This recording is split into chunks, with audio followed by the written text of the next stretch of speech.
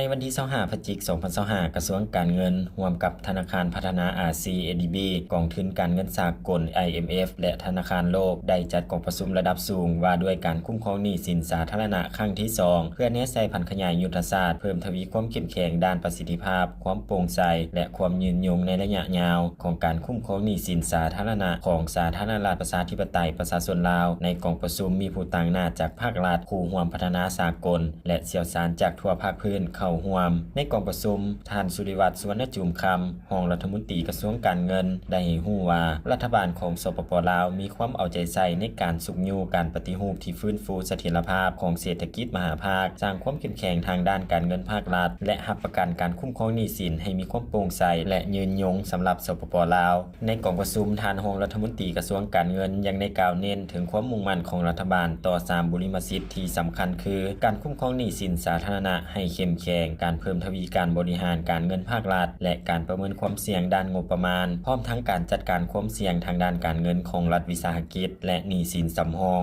ท่านประวิตร ลามาจันดานรองหัวหน้ากลุ่มอาเซียนตะวันออกเฉียงใต้ของธนาคารพัฒนาอาเซียน ADB ได้ให้รู้ว่ากระทรวงการเงินมีความคืบหน้าอย่างพ้นเด่นในการสร้างความเข้มแข็งด้านการคุ้มครองหนี้สินการส่งเสริมความโปร่งใสและการปรับปรุงข้อนิติกรรมโดยผ่านกฎหมายว่าด้วยการคุ้มครองหนี้สินสาธารณะความพยายามเหล่านี้มีความสำคัญอย่างยิ่งต่อการสร้างระบบการคุ้มครองหนี้สินให้สามารถรับรองกับสภาพการเปลี่ยนแปลงและโปร่งใสเพิ่มขึ้นธนาคารพัฒนาอาเซียน ADB ยืนยันถึงการสนับสนุนของตนต่อสปป.ลาวเพื่อความก้าวหน้าของการปฏิบัติงานด้านหนี้สินให้มีความยืนยงในกองประชุมได้ปรึกษาหารือเกี่ยวกับเทคนิคการประเมินความเสี่ยงทางด้านงบประมาณและวิธีการคุ้มครองหนี้สินสำรองโดยเน้นใช้ปัญหาที่ติดพันกับรัฐวิสาหกิจในนี้ผู้เชี่ยวชาญจากภาคพื้นได้แบ่งปันประสบการณ์ตัวจริงและแนวทางการปฏิบัติที่ดีที่สุดอย่างมีหัวคิดประดิษฐ์สร้างโดยเน้นถึงความสำคัญของการถอดถอนบทเรียนซึ่งกันระหว่างผู้เชี่ยวชาญและการเพิ่มทวีการประสานงานร่วมกันเพื่อลดผ่อนความเสี่ยงทางด้านงบประมาณที่ยุ่งยากโดยอิงใส่ผลสำเร็จของกองประชุมระดับสูงครั้งปฐมฤกษ์ที่ได้จัดขึ้นในปี